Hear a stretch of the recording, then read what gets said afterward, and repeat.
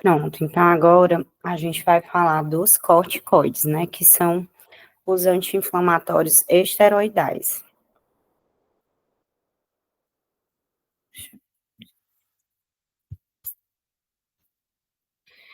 Então, a gente tem que começar entendendo o que são esses glicocorticoides. O cortisol, ele é o representante endógeno desses glicocorticoides, ou seja, o nosso corpo, ele produz cortisol. E ele nada mais é do que o hormônio do estresse. Quando a gente tem aquela situação de luta ou fuga, que a gente precisa reagir, ou até mesmo uma inflamação, que também é considerado um evento estressor, né, para o corpo.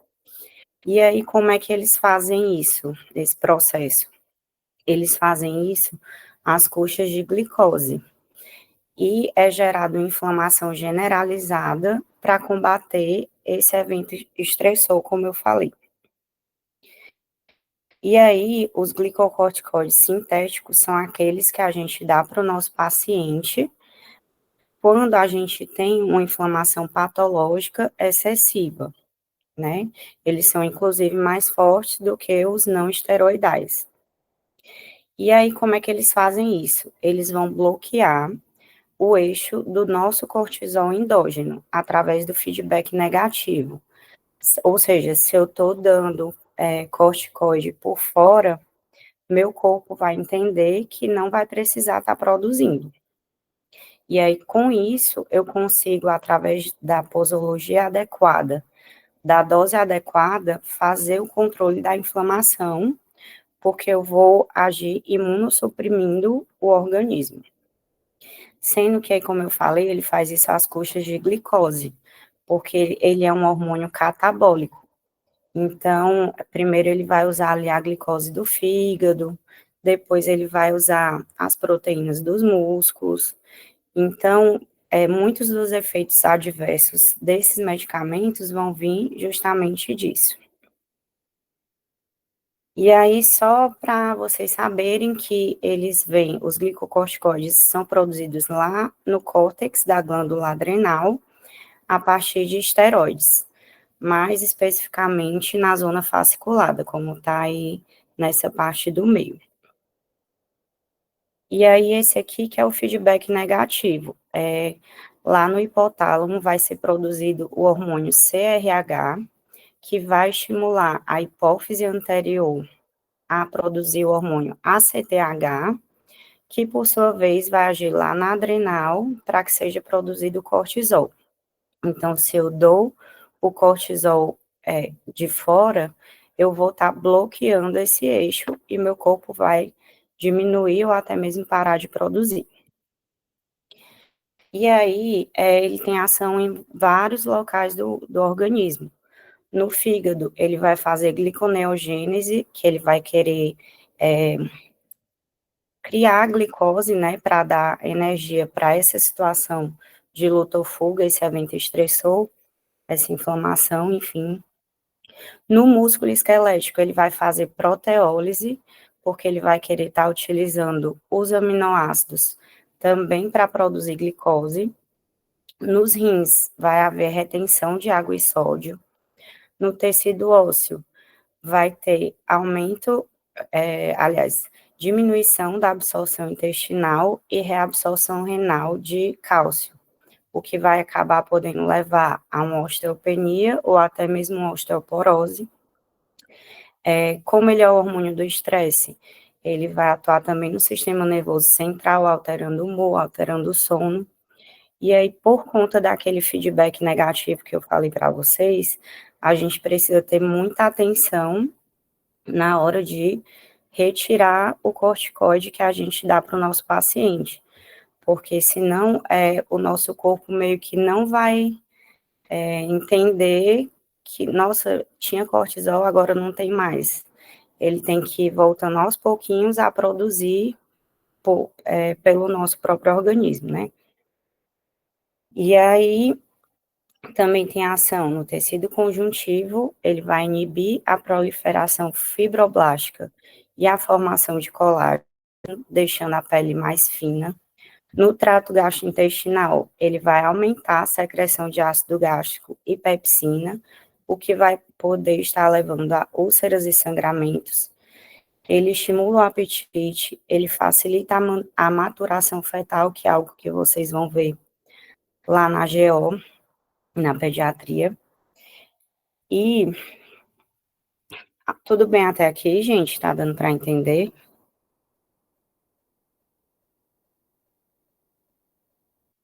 Tudo certo?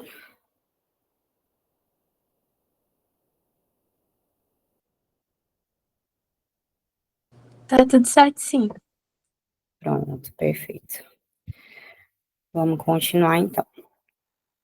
E aí, só lembrando que a professora falou que vocês têm que focar no mecanismo de ação, que é o que eu vou falar agora, nos efeitos adversos, que eu já falei um pouquinho, mas vou falar um pouco mais à frente também, e nas indicações terapêuticas, que eu também vou falar em breve. Aí, o que que acontece? Por que que o corticoide é tão forte, né? Mais forte do que os não esteroidais? Porque ele vai agir lá no núcleo das células. E aí, ele vai agir impedindo a transcrição de proteínas que vão gerar inflamação, como fosfolipase A, também vou falar um pouco mais à frente delas. E aí você vai cortar a inflamação desde lá do núcleo. Então, ele é por isso mais eficaz.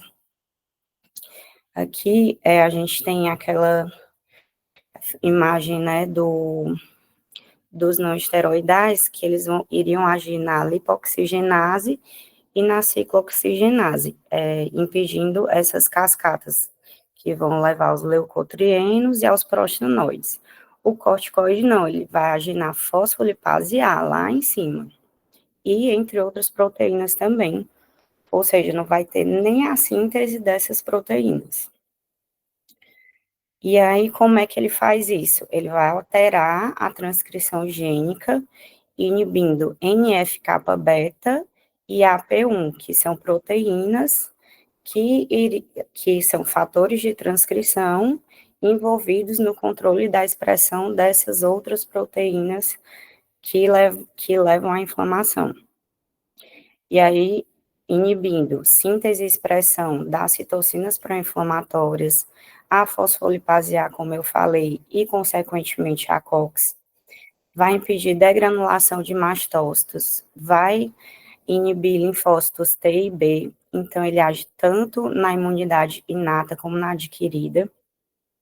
E aí ele tem ação anti-inflamatória e também imunossupressora. O que que vai dizer se eu vou ter uma ação mais anti-inflamatória ou mais imunossupressora?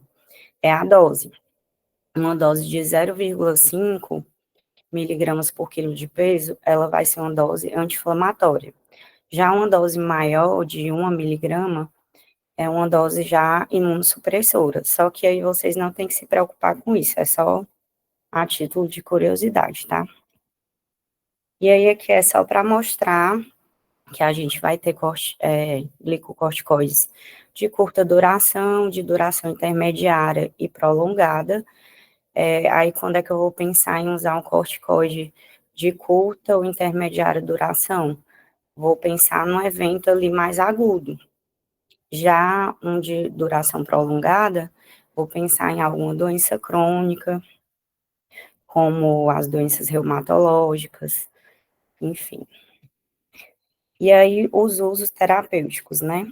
Vão ser vários, nas reações e processos alérgicos, como a rinite, a dermatite de contato, que aí seriam, como eu falei, aqueles mais de curta duração, que são mais para eventos agudos. Nas doenças pulmonares, como a asma, que também seria um evento agudo. Nas doenças reumatológicas, que aí já seriam, já são doenças crônicas, né? Então, a gente já tem que usar aqueles de ação mais prolongada, que tem inclusive os de MARTS ou F-MARTS, que a professora só citou, assim, na aula, né? Mas não pediu para dar enfoque nessa parte.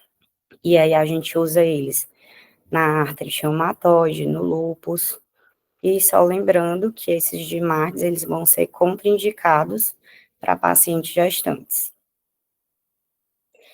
Em doenças neurológicas, como na esclerose múltipla, hematológicas, como na leucemia, doenças renais, como na síndrome nefrótica, doenças dermatológicas, como na micose fúngica, inclusive depois vocês vão ver na dermato, que em muitas doenças se usa o corticoide, mas se usa com um certo receio por conta daquela ação que eu falei para vocês no tecido conjuntivo, né, que acaba afinando a pele. E aí também no transplante de órgãos, só que aí já vai ser naquela dose bem imunossupressora, já que a gente quer que o paciente, que o organismo do paciente não rejeite o órgão que ele vai receber. E aí, quais são os efeitos do tratamento prolongado? Isso aqui é bem importante, tá? A gente vai ter um aumento da resistência à insulina, já que o corpo quer que tenha glicose ali disponível para combater o evento estressor. Então, não adianta o pâncreas liberar insulina, sendo que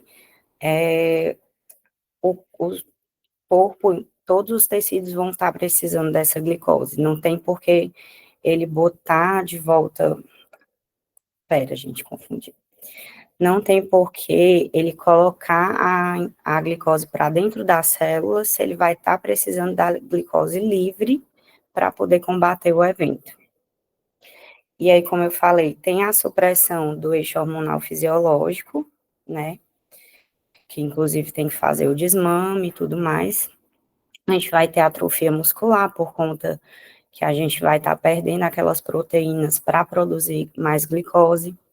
A gente vai ter osteoporose e fraturas, como eu tinha falado, vai diminuir a reabsorção de cálcio pelos rins, né? A gente vai ter irritação gástrica e úlcera péptica pelo aumento da liberação do ácido clorídrico. A gente vai ter também, como eu tinha falado, distúrbios do sono, depressão, até psicose, linfocitopenia, aumento da pressão intraocular, hipertensão. E aí, quando a gente tem esse efeito muito do uso prolongado demais, a gente vai ter a síndrome de Cushing, que é exatamente como está aí na imagem, vai causar tudo isso, face em lua cheia, bochechas rosadas, facilidade de contusões e equimoses, fraqueza muscular, cicatrização deficiente por conta da situação lá da diminuição dos fibroblastos. A gente vai ter aumento da gordura abdominal, porque também meio que a gente vai ter os efeitos de como se fosse imitando uma diabetes, né? Estrias abdominais, braços e pernas finos, hipertensão, aumento da gordura torácica e desordens psíquicas. Já na toxicidade aguda, a gente pensa mais numa úlcera péptica, na predisposição a infecções, já que a gente vai estar imunossuprimindo, insônia, depressão, retenção de água e sódio e perda de potássio, precipitação de insuficiência cardíaca em cardiopatas leves, e até mesmo dependência física em termos de abstinência, mas aquele desmame gradual que eu falei para vocês, além de prevenir que o eixo tenha que ele não vai conseguir entender, né, que não tem mais ali, que ele precisa voltar a produzir de uma vez, também vai evitar a abstinência. E aí, os pontos-chave dessa aula. Os estressores vão levar a uma liberação de cortisol, que vai levar a uma inflamação generalizada. E aí, os glicocorticoides sintéticos, eles vão bloquear o nosso eixo endógeno, através do feedback negativo. Eles vão atuar lá no DNA, por isso que eles são tão potentes. Eles têm tanto efeito anti-inflamatório como imunossupressor, então eles têm um amplo uso terapêutico. E também tem diversos efeitos sistêmicos se houver uso prolongado, por isso que a gente tem que fazer a retirada gradual e lembrar da síndrome de Cushing, que ela é consequência desse uso prolongado. Vocês entenderam, gente, alguma dúvida? Essa aula é mais basiquinha. Tá tudo certo? Tranquilo. Pronto, então vamos lá para as questões. Qual das afirmativas a seguir sobre a ação dos glicocorticoides é a correta?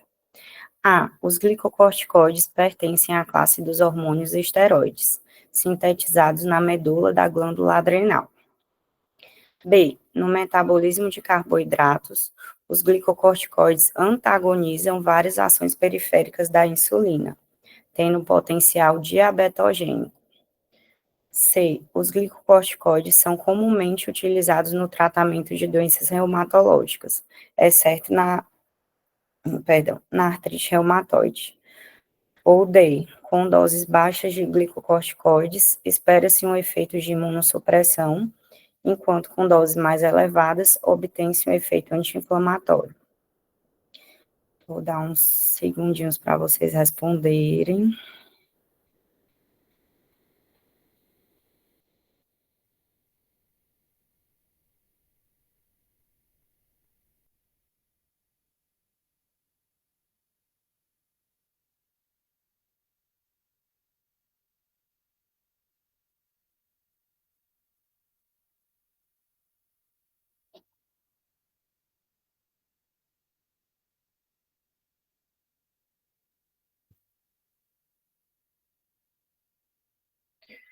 Pronto, gente, vai ser a B mesmo.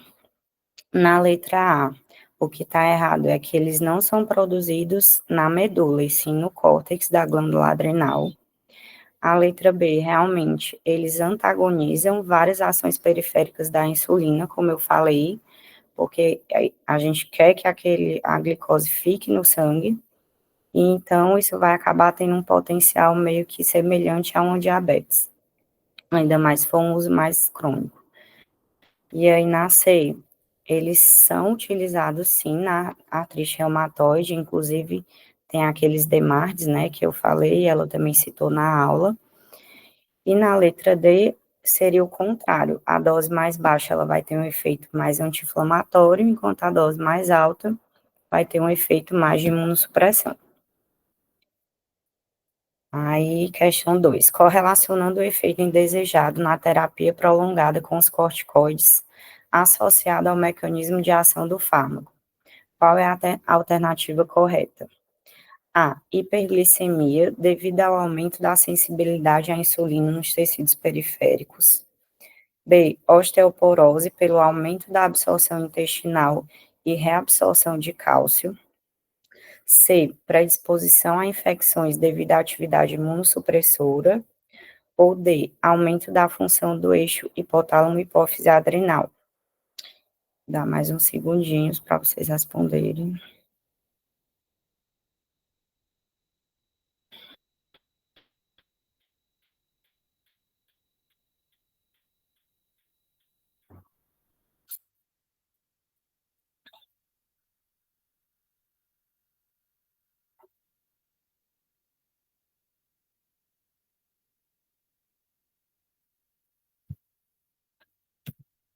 Pronto, vai ser a C mesmo. Essa questão acho que até caiu em uma prova um pouco mais antiga.